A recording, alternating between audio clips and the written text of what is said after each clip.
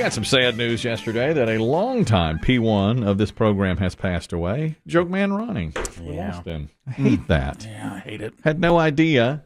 He hadn't called in a while. He used to call and tell jokes that were terrible, but that was the whole point. Yeah. He was so great, you know. He He had a each of his calls had a sort of joie de vivre. It did. That's exactly what I was going to say. Joie de vivre. Yeah. And he would love that you said that about that. I hope so. I mean, I hate it for his family and friends. I know. Because he was always fun. Because we lost The jokes were terrible.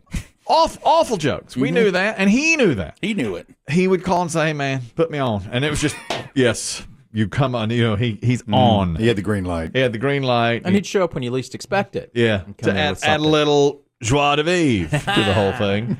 And we lost P1 James a few months ago, and now Jokeman Ronnie. That's a kick. Yeah. That really hurts. You know, if memory serves, the last time Jokeman Ronnie was on the phone, I'll never forget his last words. To us, Later, Gator. later Gator. He always. That was his close. That really gives me the chills. Later, Gator. He did every single time he called. Sign off.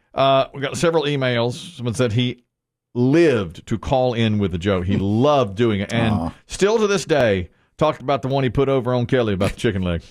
Oh. Is that in the archive somewhere? We could not find it. I know. I was looking today. I'm not sure I remember that one. Where's the chicken leg joke? He loved the chicken leg joke. And he says, this is from his nephew. And he says, "Thank you for all the years of joy you brought my uncle. One of his favorite Christmas presents I ever got him was an original Two Guys Named Chris, signed by Chris Kelly and Chris Demm. I drove there to help put together bicycles at a Hooters Toys for Tots event." That's been a while ago. That has been a while. Remember that. We were putting together bicycles at Toys. I'm really kind of Supervised. yes, You're always good at that. yes. We need more ranch over here. Yeah, I was going to say. That's what it was for Christmas, and we were putting together. Well, they were putting together bicycles, and I was sort of pointing things out. 2 wheels. That's right. And Every bike had spicy rub on it. Can I get more buffalo shrimp? that was the event, by the way, where somebody brought a big plate of brownies, and I was, knuckle deep in them, just hogging them. Had about 4 already.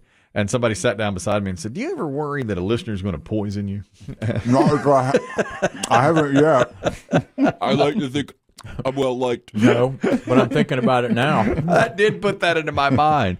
There's a great DJ in Minnesota, Dave Ryan, whose one rule is I never accept food from listeners because he's afraid somebody might put some poison in there. And That's why people talk about Dave Ryan, and they don't talk about this show. never talk about this show. Dave Ryan is like a leader in the industry. Yeah. And he said, "I always tell young DJs getting into this business, never take food." Day one. Day one, he's like, Don't make dates on the request line, and don't eat take food from listeners. from a listener. You never know when it's going to be poison. That happened that day. Well, that's when he got the T-shirt that we signed, and he said, "My uncle, Jokeman Ron, showed that T-shirt off for years." Golly, That that stinks. hurts, man. That really Yeah, does. I sad. really liked Jokeman Ron. I loved when he would call because usually it was some just totally off the wall, nonsensical, and then a joke. And then, of course, I would be in the middle of where do we go from here? There's nowhere. I mean, he just closed it, Yep, and it's Later Gator. And then later I'm Gator, gone. and you're like, all right, go to commercial. That's Yep. all you can do. Here's the moral dilemma. My son and his... Is it moral or ethical? I think it's... what's the difference, really, between moral and ethical? Well, you're going to get started down that road. I don't know. I don't know which it would be. It was one or the other. But my son told me the other day, now he was not driving. He was with a friend of his who was driving. And they were in a parking lot, and in backing out of the parking lot, I'm going to imagine it Cookout or somewhere, I don't know, backed into another car just slightly. There was contact. There was contact. They felt a bump, but when they pulled forward and looked at both vehicles, there was no damage. And I said, "Are you sure there was no damage?" He said, "Yeah, there was no damage." And so they left. They did not leave a note or anything. But he swore there was no damage to either vehicle. Either vehicle. That's what he said. And I said, "Well, I mean, I really think you probably should try to find who that is that they backed into." But he said he swore there was no damage to either vehicle.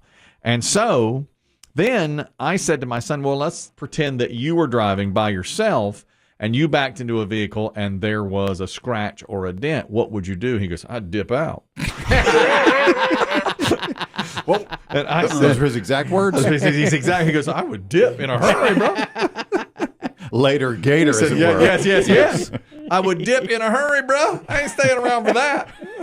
Deep down, that's what makes him lovable, really. Yeah. I mean, if you think about it. There's no artifice. No. He just said- is. He is. And I said, but you realize, he goes, it is what it is.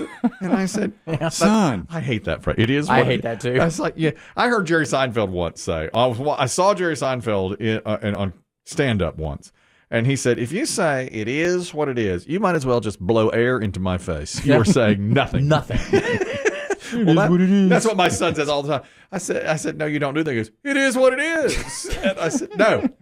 Well, he's used it flippantly. He Others was. people mean it, which means nothing. I told him you leave a note or you search for a person inside and say, I just dented your whatever it might be. Yeah, especially if, damn it. course If you there's do. no damage Do you leave a at note? all, He I don't know swore what to me you there do. was. Now, he wasn't driving. He swore to me there wasn't.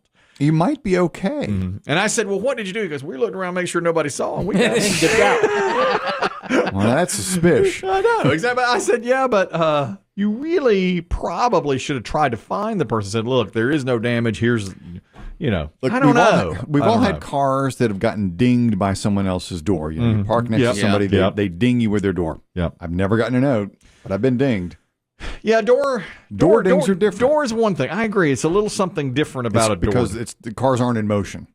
Maybe right. that's the difference. That's right. I parked so close to somebody once at a Home Depot.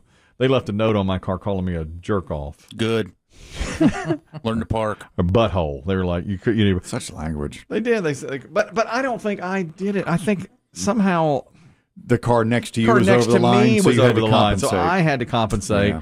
And he's like, "You're a butthole," and I was like, I wanted to say, I'm not a butthole. I'm not. Well, you know what happens is the car that you had to park over, they leave. They leave. So it looks like Looks you like are just you're over the line. absolutely- That's you exactly are the what. butthole. That's exactly what happened. And he said, "You're a butthole." I said, "But I'm not a butthole." And I wanted to go into the Home Depot and hold up a sign saying, "I am not this butthole." Like Norma Ray, Yeah. organizing unions. Not a butthole. Yes, that's a 40-year-old reference. I like it though. I know what you're talking about. That's you don't know it, do you? Yeah. Big? That's Miss Sally Field. Yeah. Not a butthole is what I would hold up.